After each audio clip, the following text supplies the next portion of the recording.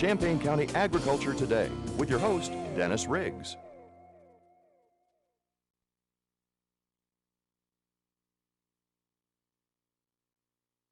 Hello and welcome to Champaign County Agriculture Today. Thank you for tuning in. My name is Dennis Riggs, your host for this program where we talk about agriculture in a way that will help you out as a consumer of agricultural products.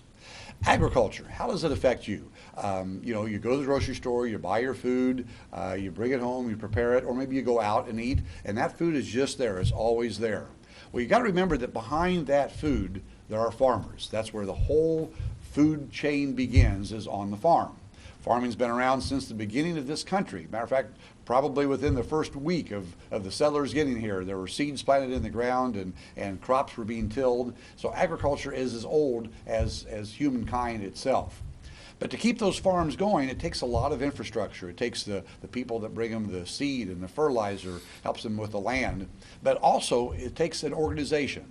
It takes farmers working together to get things done. In town, we think of that as being like a chamber of commerce. A chamber of commerce helps businesses work together and do things that maybe one business cannot do by itself.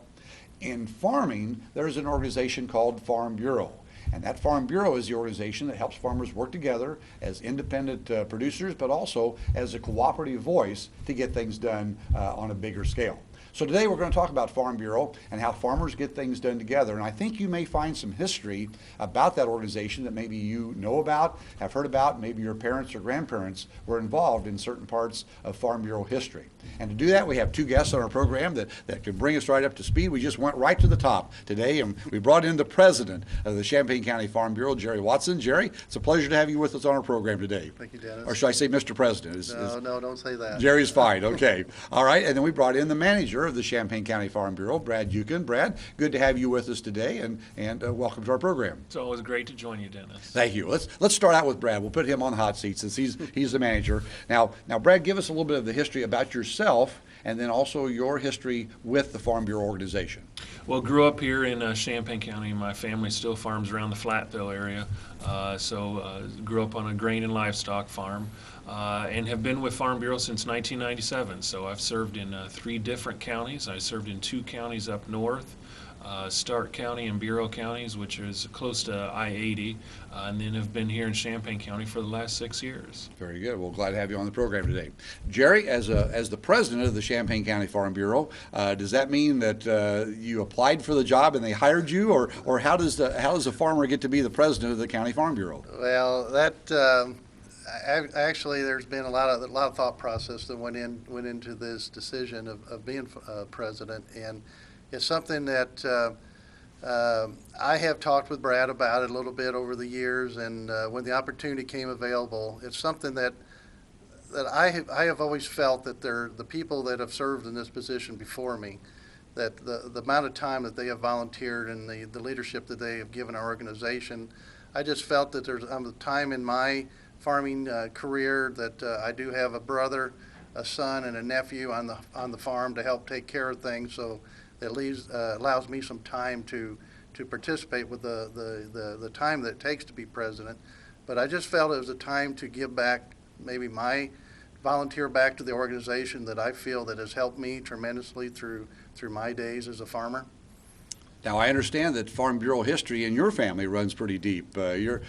It's not the first president of the Champaign County Farm Bureau that has Watson on their last name. Right. Well, my dad actually served in this position, I think back maybe in the 70s. And actually, that has really not had any bearing on my decision. I mean, I always appreciated Dad doing that, but I know at the time that he was doing it, I was always frustrated because of the amount of time that he was off the farm, and he left all the chores and the farm operation to my brother and I to look after, but Dad always commented on how much he enjoyed it, how much that the organization meant and to him, and the friendships that he made from the organization were a tremendous part of his life. And so from that, I'm very grateful to have the same opportunity. Very good. Well, I knew your dad. He was a tremendous individual, and you're filling in those footsteps quite well, I'd like to add.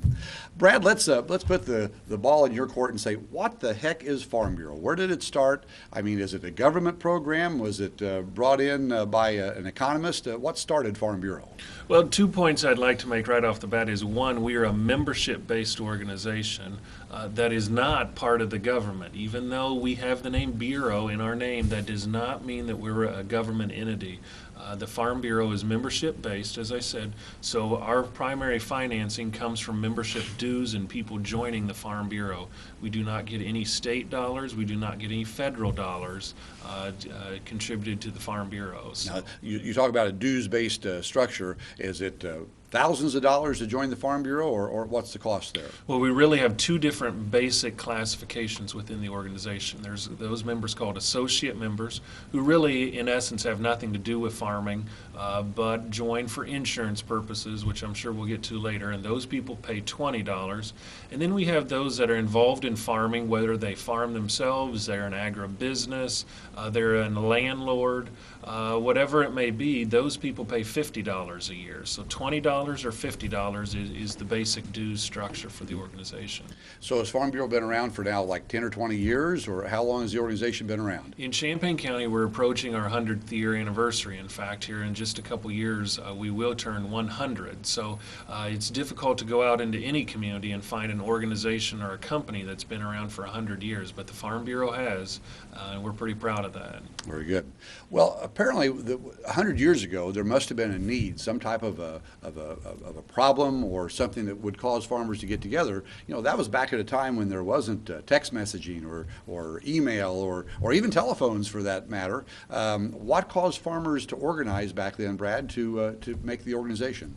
Well, basically, there was a lot of needs for farmers back then because we didn't have the technology that we had. There was agronomy needs, there was livestock health issues, there was some legislative needs, there was needs for insurance, fire protection, and things like that. And so they really got together based off the premise of agronomy and livestock health was some of the first things in the legislative needs.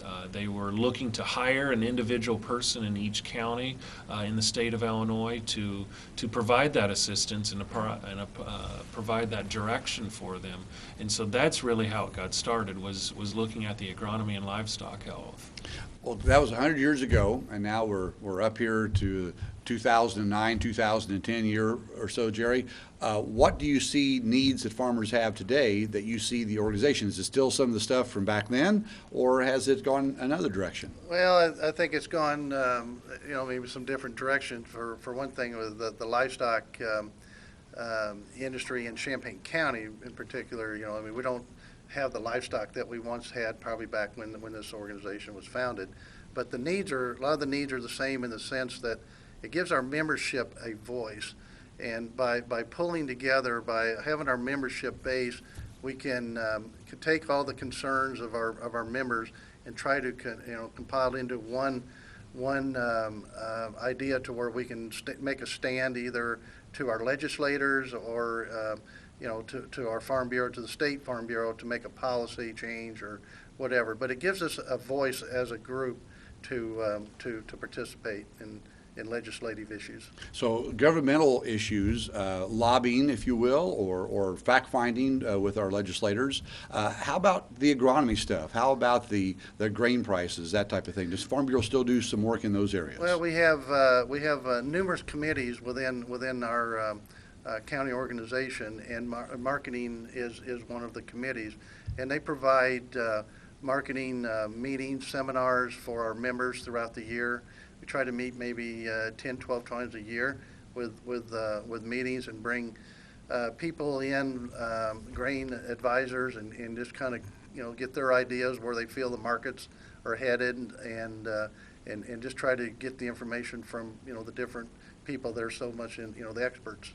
Jerry, I know a lot of people are involved with different civic organizations. I know yourself are involved with, I believe, a Rotary Club and some other organizations. How would you say that Farm Bureau is different from like a Rotary Club or maybe another organization that you're involved in? Well, now I would consider our Rotary Club pretty much a knife and fork type of club. We all like to meet for for lunch and discuss what's going on, have a speaker come in and talk to us. But the Farm Bureau is a grassroots group. I mean, it's down to the point where each member, if they have an issue or a concern that's going on, with the farm industry that they need something said or something done, they come to they come to our board, and they can visit, and we can take their issues and discuss them and try to solve their issues. You say they come to the board.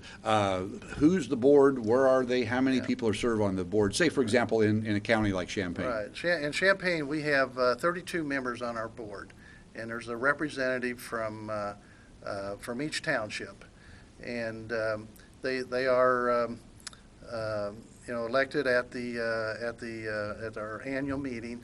And so there's a representative from each township, and we get together once a month and just go through our meetings and address what concerns we need to at that time. Brad, keeping farmers organized, I know they're kind of independent thinkers. No offense there, Jerry, as we all know farmers kind of run their own business, run their own operation, their own separate managers. Yet they've hired you to be the manager of the Champaign County Farm Bureau. What challenges are there in trying to keep all those farmers headed in the right direction or understanding their needs? Well, I think it's no different than any other organization. When you get that many people together, there's going to be a lot of differences of opinion of how to approach an issue, whether that be a legislative issue, whether that be a sort of a safety issue, a rural crime issue. That there's a lot of opinions of how to address that issue. And Farm Bureau, just like any other organization, is run by the people who show up. The majority rules within our organization, and so wherever the majority leads us, that's the direction we're going to go. But we've got a little over, or nearly 2,500 farmer members. So there are a lot of opinions out there, which is great. We want to continue to hear that, but it can be challenging at times. Let's say the farmers all get together and they're at their board meeting, talk about a certain issue. For example, how can we distinguish on an automobile what a gas cap should look like, or how we can distinguish what vehicles use E85, which of course is the corn-based fuel, the ethanol fuel. Take me through that process of how an idea like that might take shape. Well, basically, that's a great example because that happened a couple years ago in reality. We had a member who came to me and said, hey, there's some challenges with people knowing if their vehicle can burn E85 fuel. At that time, it was just, well, there's a list that's published, and if you don't check the list, you don't know. And a lot of salesmen often didn't know if a vehicle was E85. This individual, who was a farmer, said, hey, we ought to come up with a yellow gas cap. So when people open their gas can door on their vehicle and there's a yellow gas cap, they know they can use E85. That idea was taken from an individual's idea to our viewpoint committee, which has the charge of soliciting the views of our members. That committee then said, hey, that's a good idea. Let's take that and write it into a potential policy. The policy was then taken to the Champaign County Farm Bureau board. The board said, hey, this member's actually got a great idea. The policy was then taken to the Illinois Farm Bureau annual meeting. Illinois Farm Bureau, of course, would be our state organization. At the Illinois Farm Bureau annual meeting, they have delegates who get together every year and set the policy of our state organization, and there's delegates from every state or every county in the state. At that point, the delegates said, hey, this guy from Champaign County's got a great idea, let's make that our policy. Well, the Illinois Farm Bureau then took it and said, hey, this is a good idea, and they decided to take it to the American Farm Bureau, which by the name you can figure out is all the states in the United States. American Farm Bureau passed it, and then American Farm Bureau worked that issue on the federal level, and lo and behold, it became law. So you've got an idea that started in Champaign County with one farmer, made it through the county organization, made it through the Illinois Farm Bureau, and made it all the way to the American Farm Bureau as policy, and then American Farm Bureau worked on it as a law, and lo and behold, it passed, and that's what we've got. So now, when you go to an auto dealership and you're looking at a new vehicle, if your salesman doesn't know, all they need to do, or all you need to do, is open that gas cap and see if it's got a yellow gas cap. If it does, it's E85 compatible. Jerry, you talked about a grassroots organization. That sounds about as grassroots as it can get. Have you been involved in watching policy go from an individual farmer up to the state level? Yeah. How do you think that, is that a good way of doing things, or is that kind of a mess? No, it's a great way, and it goes to show that majority rules, and if the person comes to us with an idea, we discuss it, and then we advance it through our county into the state, and then at our annual convention, which held up in Chicago area, we will actually vote on it to see if it becomes policy. And all the other counties within the state, we get up and you can debate it and say why this is good or why it's bad, and then they take a vote on it, and if it's more than 51%, it passes. It seems as though, you get farmers in a room, especially like maybe in a coffee shop. Let's start at a coffee shop and discussing an issue. There's always a difference of opinion. Well, then you go to the county level, and there's a difference of opinion there because farmers farm in different parts of the county. They're different operations. Tell me about what you've seen. I know you've been to several of the state meetings. What is it up there? Is there a difference of opinion there too? As in Chicago, you're saying? In Chicago, yeah. Oh, definitely. At the state convention. Yeah, and different parts of the state are going to have different concerns for different reasons, of course. And the whole idea, as our organization, is to get on board and get in behind and back one policy. So what may something that we want here in Central Illinois may not be what Southern Illinois may want, the farmers down there. And just as examples might be, getting specific would be, the deer population could be an issue to the people down south. They think that there's too many deer, and they're obviously hurting their crops and needing to have longer deer hunting seasons. Well, that may not be something that's compatible to other parts of the state and vice versa type thing. But the point is that as this organization gets together, you can discuss and talk and debate your concerns and what you want to do. And the bottom line is, at voting time, if it's over 51%, you back it, and if it's not, you don't. So it's done in a very professional, very detailed process and how things work. Now, is that meeting, the big meeting with all the farmers in the state, is that run by an outside organization, or is it run by the farmers themselves? That's run by the farmers themselves. The Illinois State, or the Illinois Farm Bureau, is who runs that, which all of our counties are made, we all make up the state. There you go. Brad, we're talking about policy. We're talking about lots of things, from yellow gas cap to deers to who knows what. How many policies are there in the Farm Bureau? What kind of numbers or what type of encompassing issues do they talk about? Well, I think the organization has policy on a number of issues that people may not think of as agricultural issues, but we've got policy on, because in essence all those issues come down to affecting landowners. For example, Farm Bureau has extensive policy on education. And it's not just that Farm Bureau wants a good quality education. We do. We think all kids should have that. But if you start thinking about how education is financed, well, now we're talking property taxes. Well, that has a direct impact on farming and farmers and the land they own. So we've got a policy on education. We've got policy on firearms, railroad crossings, transportation. All those issues in a way affect agriculture. And so if I remember right, we've probably got 124, 130, somewhere in there, policies on the state level on, again, a wide variety of issues. Energy is a huge one that we talk about. Now, are those policies kind of secretive, or can people find out about them? Say if I want to know Farm Bureau's policy on education, how would I find out what that is? Well, there's our policies are listed on the Illinois Farm Bureau website, or they can contact our office and I'll get you a copy of our policy book. They're actually written into a book. They are written into a book that's published, of course, after the annual meeting, and that's open to anybody basically to see. So, yes, we have a wide variety of policies, but we're a very open organization with that. Very good. Well, that's the policy side of things. Let's talk about the nuts and bolts and the operational. Jerry, you talked about the different committees. Give me an idea of a couple of the committees and what activities they perform here in Champaign County. Yeah. Well, we have numerous committees. One of the more detailed committees would be our legislative committee, and we meet once a month with this committee, and we discuss what's going on with the state, what's going on with national issues, with our legislators, and even we discuss what's going on within our county board here in Champaign.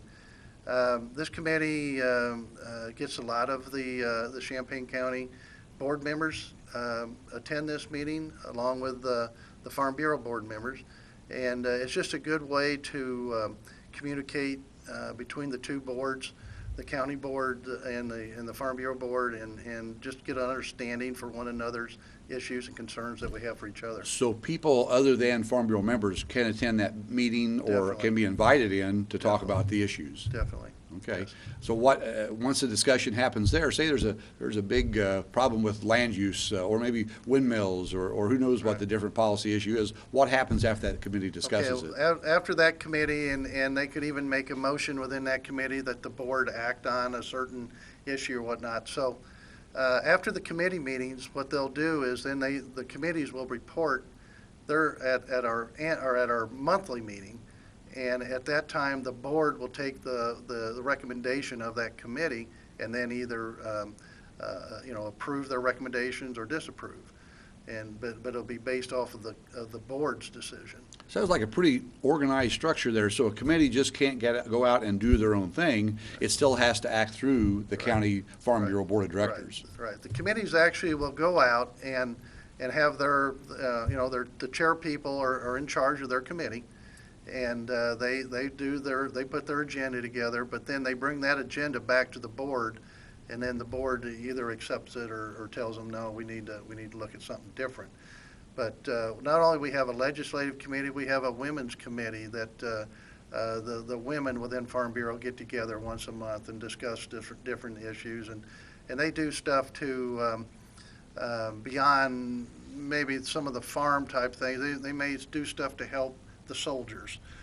They may do stuff to promote safety for rural safety and road crossings and sort of thing.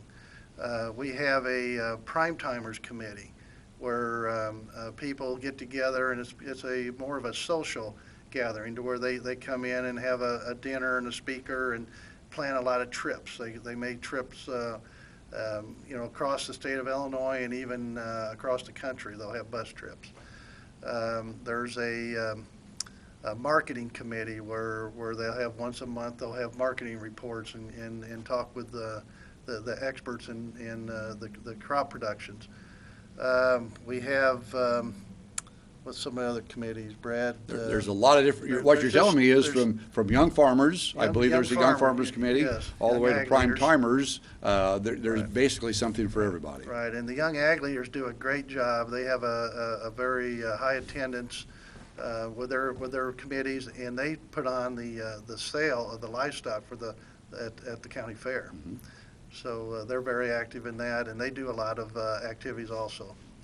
Well, Brad, it seems like to keep all this structure going and to keep all these committees where they can have a place to meet, there's got to be a clubhouse. Do you call it a clubhouse, or where does the Farm Bureau meet? I haven't called it a clubhouse, but maybe I should start calling it a clubhouse. That sounds more fun than the office. But yes, the Farm Bureau's office is over on Country Fair Drive in Champaign. And so we've been there about 10 years. And so, yes, that's where we organize. We're organized. We have an auditorium. We have small committee or smaller conference rooms where some of the committees meet, et cetera. So the Farm Bureau provides spaces for those types of things. I believe there's some businesses that the Farm Bureau has helped to start or are associated with. Brad, can you fill me in on those? Well, the Farm Bureau through the years has recognized a need to start various groups to help them with very specific areas. The two main ones that people would probably be most familiar with are the insurance. Years ago, or we'll start with that, years ago, nobody wanted to insure farmers. Farmers lived out in the middle of nowhere. Fire protection was scarce to get out there, and so they were a high liability to insure. So the Farm Bureau started an insurance company that is now known today as Country Financial. Years ago, it was Country Companies, and it's gone through several name changes, but it's Country Financial. So they are an affiliate of ours that the Farm Bureau started. The other one that people may be familiar with is a company called Growmark. Here locally, it's called Align IFS. They're located here in Champaign over on University Avenue. Basically, the Farm Bureau recognized that as agriculture changed, there was more things that was going to be needed from the Farm Bureau, and agronomy was something maybe they could spin off and start a separate company. So Align IFS was started, or Growmark was started by the Farm Bureau to help farmers strictly with their seed selection, feed for hog feed, cattle feed, and basically their agronomy help. And so we're affiliated with Align IFS and Growmark as well. So we've started a number of other companies, from taxes to serum, to hog serum, things like that. But those are the main two that people may be familiar with here locally. And once again, it's based out of the need for farming and for farmers to work together. That's correct. Jerry, some of these services, do you use any of these services in your operation? Oh, definitely, yes. We use the insurance is a big part of our farm plan. We use them to help protect us in our liability and for fire and so forth.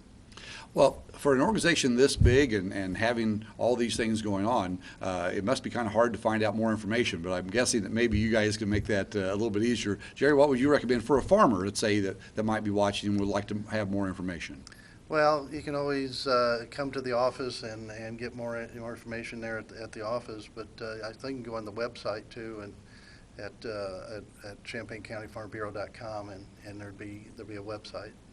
Brad, are there normal office hours? Tell me about your office structure over there. Basically, we've got a staff. It isn't just me that's operating the organization or leading the staff side of things.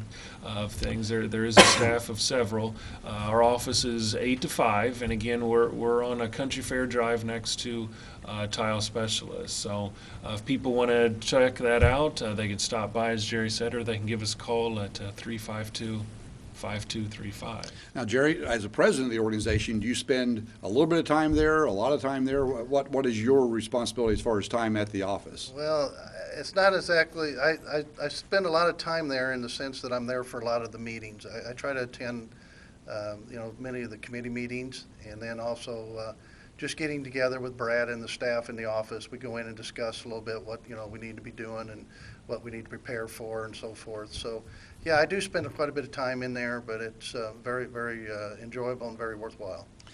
Let's talk about the future. This sounds like an organization that's got a proud history, nearly 100 years old here in Champaign County. What does the future hold for the Farm Bureau, Brad? What things do you see in just a few seconds we've got left here? Well, I think there's a lot of challenges ahead of us. I think you got to remember we're a dwindling population. Farming is. I think there's less than 2% of the population are farmers. So make sure our voices is heard through legislation, I think will be a challenge. And I think just education or communication to the non-farmers on the issues. I think those two areas will be critical, is again educating the non-farmers about agriculture. Does the organization, has it continued to grow? Is it about the same? What's the numbers done? We've continued to grow, believe it or not. We've got a lot of, members involved. We're a little over 10,000 members, so we continue to grow. Okay, very good. Well, gentlemen, I want to thank you for taking your time. And Jerry, thank you for your time as president of the County Farm Bureau. And Brad, as your time as the manager over there. I'm sure the farmers of Champaign County and Illinois appreciate that. Just like we appreciate you tuning in today and watching our program. Hope you've learned a little bit about the organization that helps farmers put together the thoughts and ideas of what they do for a living. Hope you'll tune in again next time when once again we have a chance to talk more about agriculture here on Champaign County Agriculture Today.